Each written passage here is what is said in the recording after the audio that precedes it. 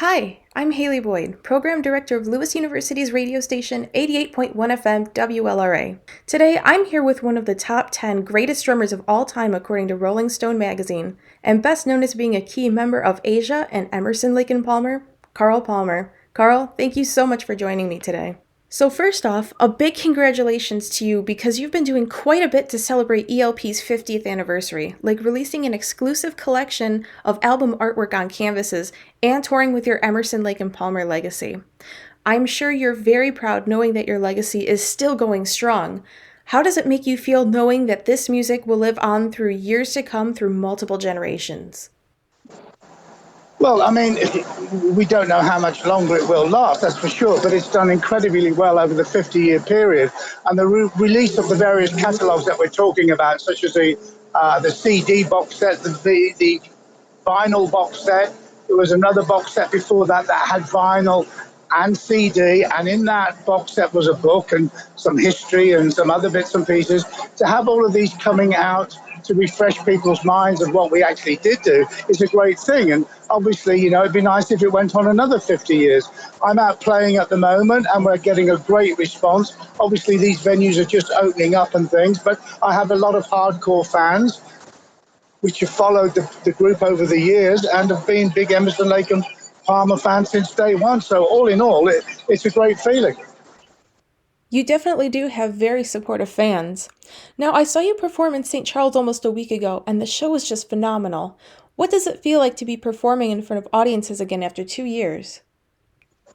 Well, it feels strange performing in front of audiences that are so small, to be honest with you, but I completely understand that, and we've all got to help to get this industry going. So it's going to take time, but it's just, you know, you can play at home every day like I do, maybe 5 times a week. We can rehearse as a band, but there's nothing like playing your music in front of people, because at that moment in time, something special happens. There's some synergy which takes place between you and the audience, and, you know, things happen. The music develops, you play better, or hopefully play better, and it's just a nice overall feeling, and that's basically what you set out to do as a musician, is perform your music to people that want to hear your style and what you do. So it's been very nice coming back.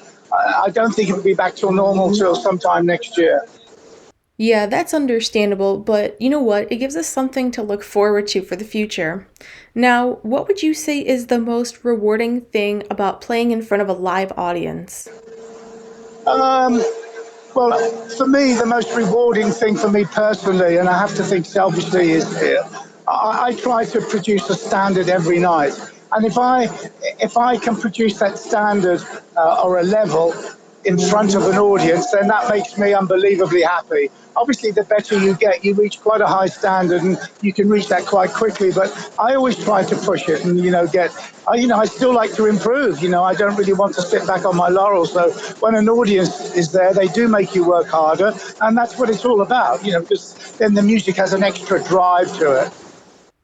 Speaking of performing, you have a revamped ELP show in the works, where your bandmates Keith Emerson and Greg Lake will play alongside you via unseen footage on really big screens. Where did this idea come from? So the idea started way back in 2018. I looked at holograms, and I went to see various companies and spoke to them at great length. And I managed to see quite a lot of stuff. I even went to a hologram show.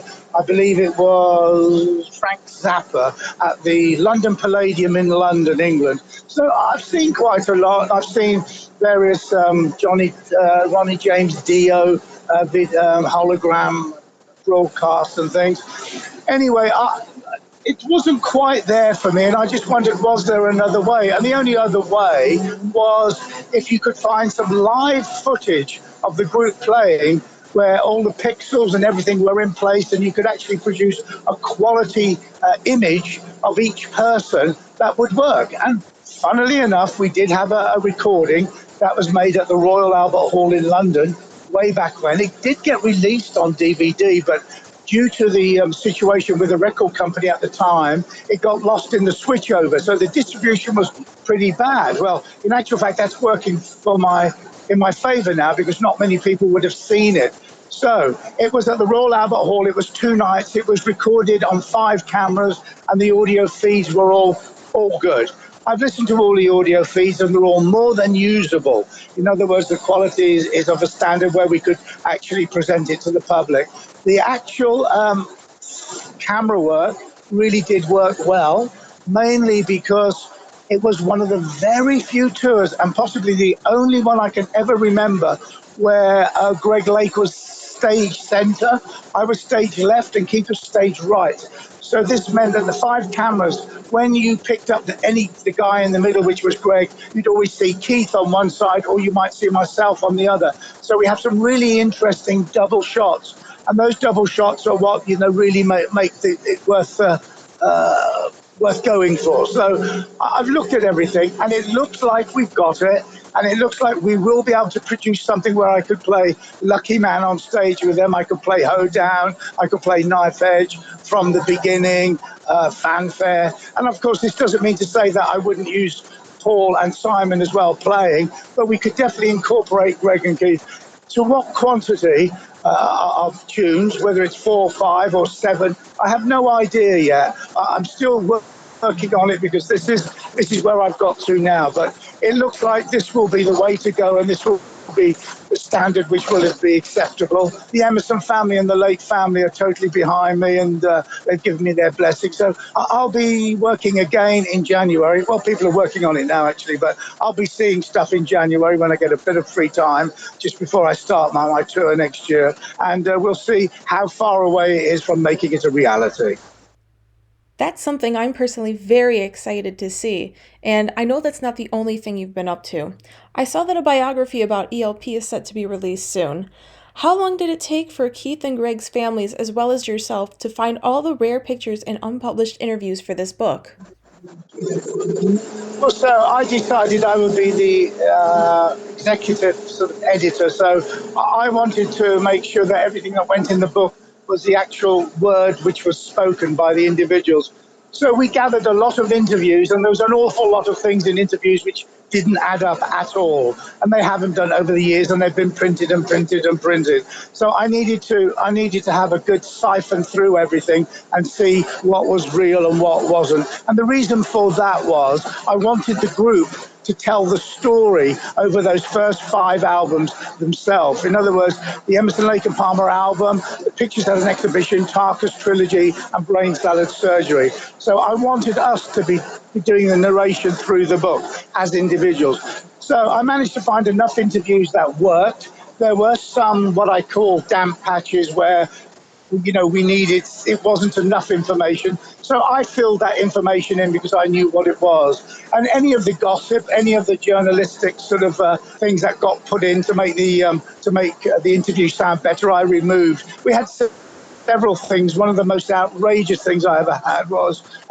Salvador Dali, the artist, if you've ever heard of him, was approached by Emerson, Lake and Palmer to do an album cover for $50,000. Well, that was never true in a million years, and that was just one of them. And I found things like that which had to come out. So instead of them being reprinted and regurgitated time and time again, so I siphoned through everything and we got it all together. So the most of the pictures we tried to use which hadn't been seen before. So that involved using agencies and getting clearance houses on the case. And it's time consuming. On my personal time, I think, because I handed all the clearance stuff over to Rocket 88, it took me about 6 months to do all of the editing. And then once it was edited and I was happy, I would then send it to the Emerson family and the Lake family and have them, give it their blessing. And if they had any problems, they would go through me and I'd explain why that was in there. And I did keep some of the